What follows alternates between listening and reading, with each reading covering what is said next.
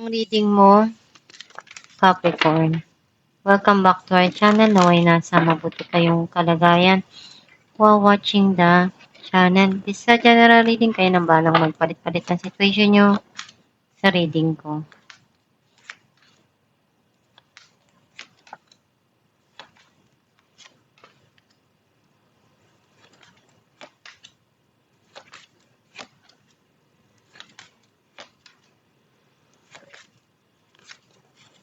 At the bottom of the deck,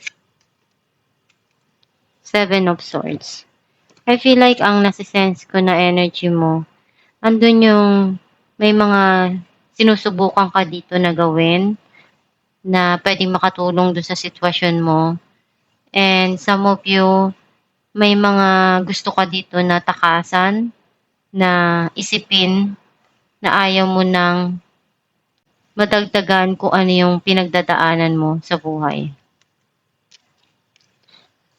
Ang mensahe ng card mo, andun yung mental clarity na dumarating para sa'yo. May mga new ideas din na binibigay sa'yo. Some of you, may mga bago kang plano na gusto mong gawin at umpisahan. Nagkakaroon ng struggle doon sa passion na yon. Some of you, nagkakaroon ng pagtatalo at hindi pagkakaunawaan. Right now, andun yung point na may mga gumugulo sa isipan mo at nagpapalungkot sa'yo sa mga nangyayari na yon.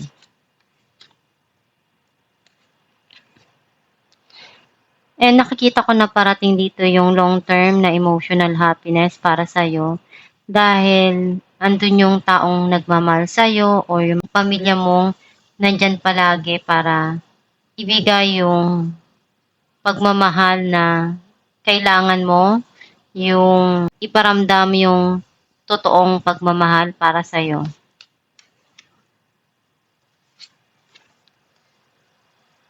Tumutulong ka dun sa mga taong gusto mong tulungan, ipamahagi kung ano yung meron ka. Some of you, may darating na blessing na pinaghirapan mo.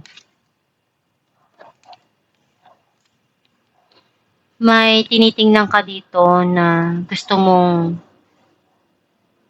gawa ng paraan kung paano mo makukuha yung goal na yun. Some of you, may darating na magandang balita. Hindi ka pa makapagdesisyon ng tama dahil magulo pa yung isipan mo. Some of you, may mga option or opportunity na binibigay sa'yo, pero hindi mo makita yung gusto mo dahil hindi ka pa makapagdesisyon right now dahil magulo pa para sa yung lahat. Hindi ka pa ready to face or to decide.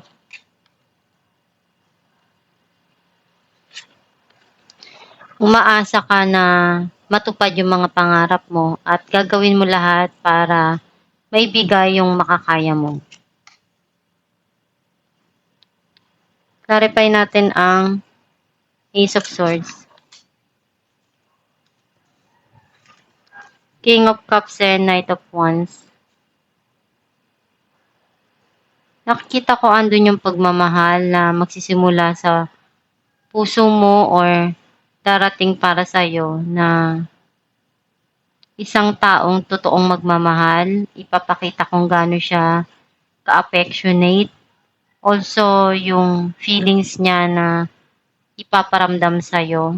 Some of you, kakaroon na sa'yo ng linaw yung mga gusto mong mangyari sa buhay mo. Yung pagmamahal na gusto mong maibigay at maramdaman. Clarify natin ang Nine of Swords, Four of Cups and Ace of Wands. Andun yung nanghihinayang ka at nalungkot ka doon sa mga nangyari.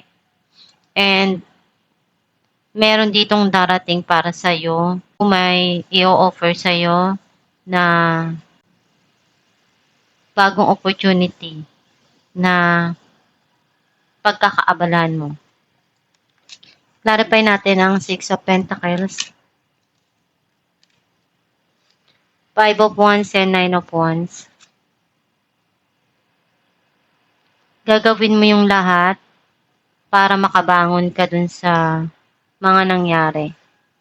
And even though nag-struggle ka, pero alam mo sa sarili mo na kaya mong malagpasan at makuha kung ano yung gusto mo sa buhay. And kung ano yung meron ka, itunutulong mo din yon. Clarify natin ang Seven of Cups. Three of Pentacles and Six of Pentacles. Nakita ko na meron ka ditong pinag-iisipan ng malalim. And gusto mong ayusin kung ano yung mga pangarap mo, kung ano yung gusto mo sa buhay na maabot. And nakikita ko na meron ditong darating na pwedeng makapagbigay sa'yo ng blessing na ikaw din yung nagpakahirap. Clarify natin ang Five of Wands. Ten of Pentacles and Four of Cups. May abundance and prosperity dito na parating. Some of you, hinihintay mo na to na i-offer sa'yo or may offer na darating para sa'yo dito na pwedeng makatulong na mapaunlad mo yung financial mo o yung kaperahan mo. Clarify natin ang Ten of Cups.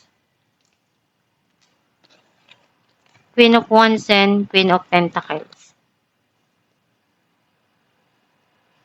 Unti-unti ka na nag-heal. Also, alam mo na sa sarili, saan mo ipopokus yung attention mo. Andun yung long-term na emotional happiness and dun sa stability ng iyong money. Clarify natin ang Page of Wands. Two of Pentacles and Five of Pentacles. Urong-sulong ka dun sa mga passion na iniisip mo. Hindi ka pa makapag-desisyon right now. Kasi nararamdaman mong kulang or hindi pa tama yung budget mo para umpisahan yung isang proyekto na yun. Clarify natin ang The Star.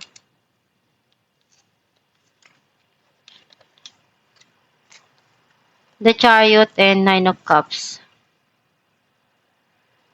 May darating dito na gustong-gusto mo. Isa ito sa mga hiniling mo and pinagdasal mo. Alamin natin kung ano mensahe ng iyong gabay.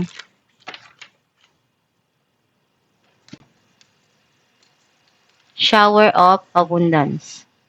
To heal your financial situation, first give us your worries concerning money. We will guide you in order to show you love, show you to how to create and accept abundance. As we work together, your financial situation will heal as fast as you will allow. Ang mensahe ng iyong gabay na andyan yung Diyos Ama. Kung ano yung mga problema mo, kung ano yung mga pangarap mo, ipagdasal mo sa Kanya para matulungan ka. Para maipakita sa'yo kung ano yung abundance na kailangan mo, may pakita sa'yo yung tulong na kailangan mo. And also, sabihin mo sa iyong gabay na tulungan ka, na gabayan ka dun sa mga gusto mo at hangarin mo sa buhay at paunlarin ang iyong pinagkakakitaan, yung karir mo, yung financial mo. And tutulungan ka nila para mag-heal yung situation. And kung ano yung mga wino-worry mo, iwanan mo na yon, kalimutan mo na yon. Palitan mo ng magaganda at positibo na pananaw sa buhay para iyon yung ma-attract mo. Palagi ka lang magdasal sa Diyos Ama para magabayan ka sa tamang path na tatahakin mo at maibigay sa iyo yung tama para sa iyo. At itong yung reading, Capricorn, kung nakaresonate ka, kindly comment down below. Thank you for watching.